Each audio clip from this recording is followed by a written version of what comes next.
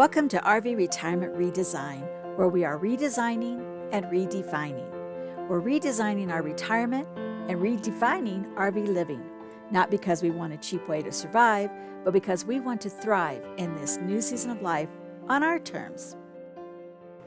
So maybe you're like me, a semi-retiree or a mom of toddlers or teens. Regardless, there seems to be some tweaks and tricks that we all need to learn while living in an RV full time. One of those areas seems to be cooking. Can you be a home cook in an RV? Well, of course you can. But it seems like some people are either highly successful or they have a lot of challenges. So today I'm just going to share with you how I make it work in my small kitchen. And I'm going to make 3 different meals. I'm going to make 2 breakfasts in large quantities that I'm going to be able to freeze and use for a couple or 3 weeks.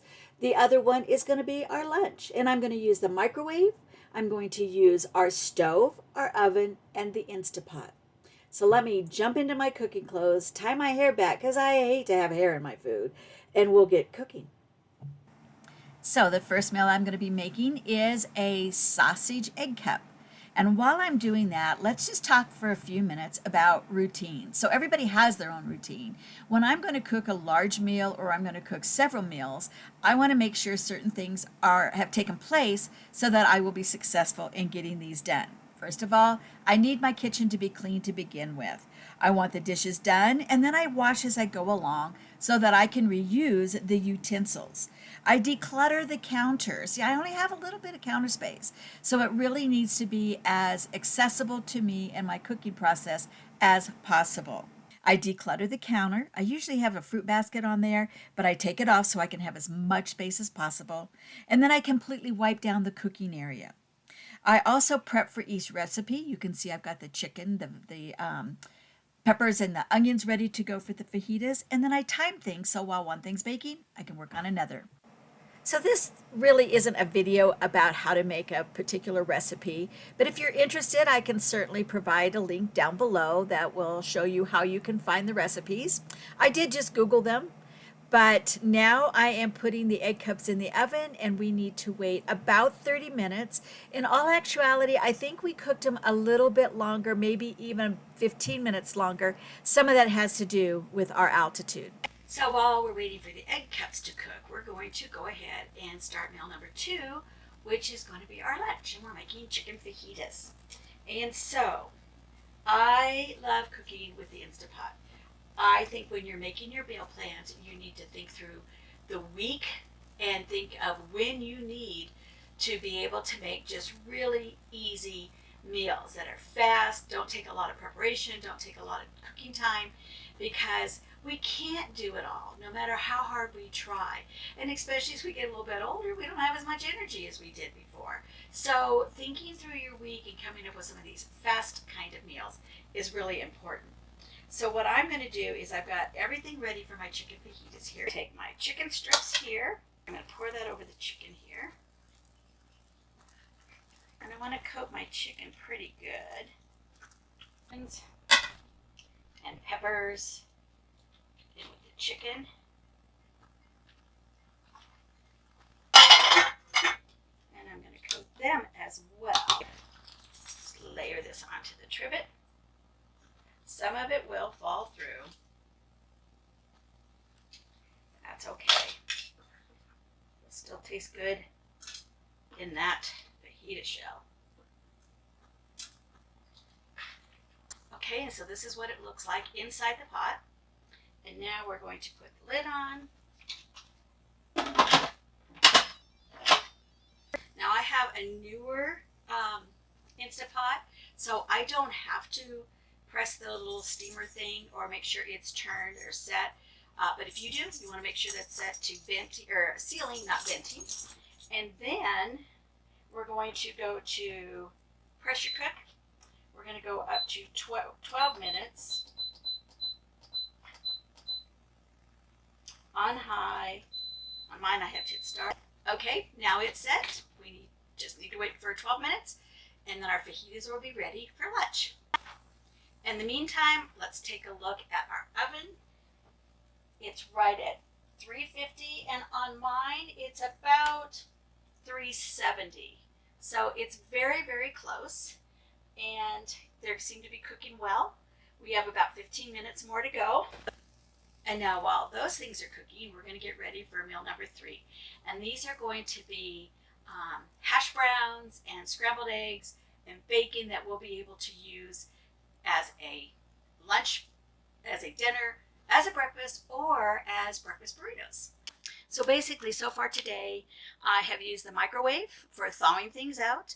I've used the stove basically for frying things, and I've used the oven for baking, and also the Instapot. Some of the other kinds of things that we do use in our RV home is a bread machine. We like to have our own bread, and we like to have, we want to know what the ingredients are in it basically. So we do make our own bread, and we have a bread machine. So that means you have to plan sometimes what you're going to be cooking so that you don't have too many things out at a time. Now, I have found when I am working on the stove, I have to be careful about how many large pots and pans I'm using. We do make Izzy's food, and so you'll see here in this picture that when we make her food, this is only a half a batch, by the way, and it requires us to fry the burger or the meat, to cook it up, and then to blanch the potatoes and other vegetables and things that go in it. And in order to do that, you need a very large pot. And I have found on this particular stove, having both a large pot and a large frying pan doesn't work. So I have to pace how I'm cooking her food in particular so that it comes out at the right time. I know with the new model, now this is a 395M Grand Design and Momentum, and the new one, the 395, is it MS, I believe, actually has a larger stove with 4 burners instead of 3, and it looks like you might have a larger cook space. A little bit envious here of that.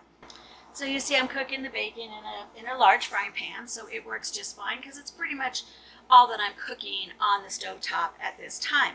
And I am basically going to be putting the shredded potatoes in there, and then eventually the eggs in there. So it's going to be a 1-pan meal. Works out just great. Now that the bacon is cooked, I actually took it out of the pan and set it aside. We decided to leave our potato mixture without any meat in it so we could add to it later. We're going to actually use the bacon for BLTs later, maybe tomorrow's lunch, which makes this now 4 meals. And then instead we can add bacon in here, we can add ham chunks or a variety of vegetables or other kinds of things. So it just really depends on what each person wants when they're ready to eat it. Next step is simply adding your mixed eggs, salt and pepper, whatever else you'd like to put in here.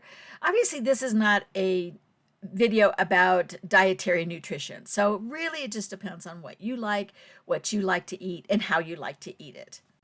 Last step for us is to sprinkle on some cheese, and it just gives it a little extra flavor.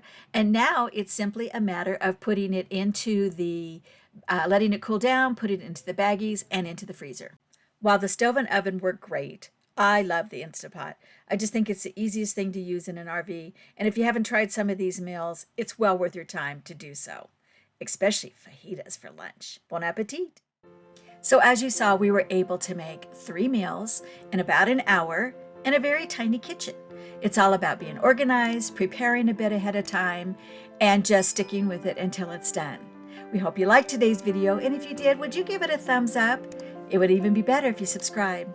Thanks, and we'll see you next time. Bye.